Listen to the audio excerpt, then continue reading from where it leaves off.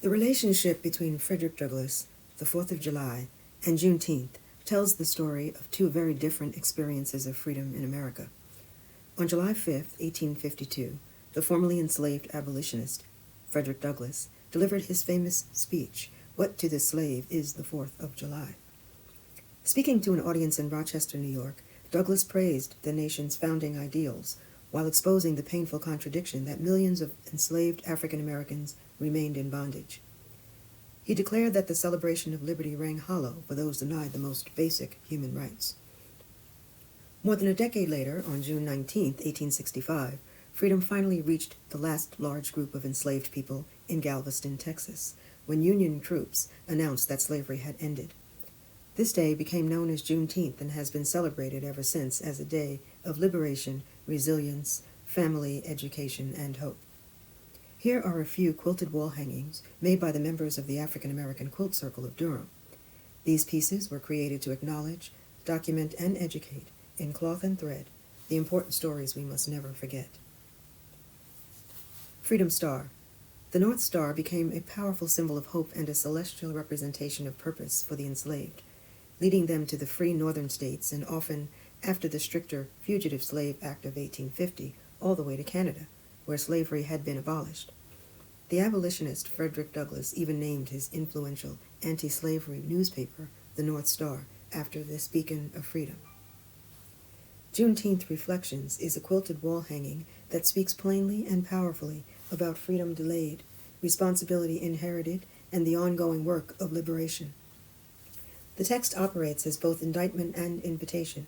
It challenges viewers, particularly those insulated from the consequences of racial injustice, to acknowledge that ignorance is not neutral, nor is it bliss. The images and text ultimately suggest that we move beyond celebration into accountability. It calls for honest engagement with the past, clarity about the present, and ongoing fight for the future. In other words, a message that resonates every day, not a passive inheritance, but something shaped and defended through collective action. Did you know?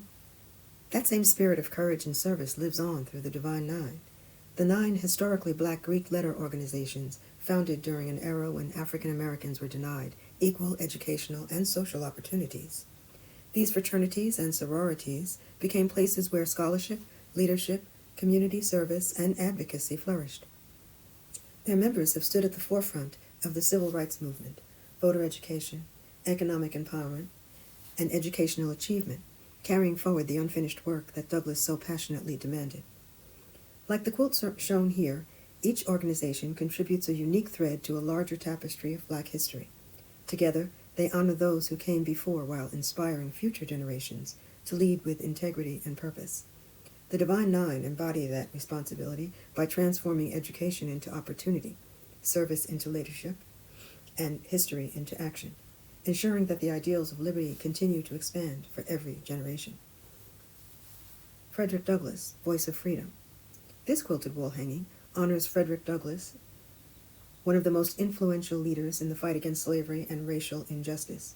Born into slavery, Douglass escaped to freedom and became a powerful abolitionist, writer, newspaper publisher, and orator, whose words challenged America to live up to its ideals of liberty and equality.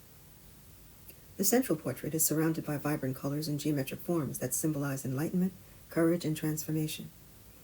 Inspired by Douglass's enduring wisdom and advocacy, this quilt celebrates his commitment to education, civil rights, and the belief that knowledge and truth are pathways to freedom.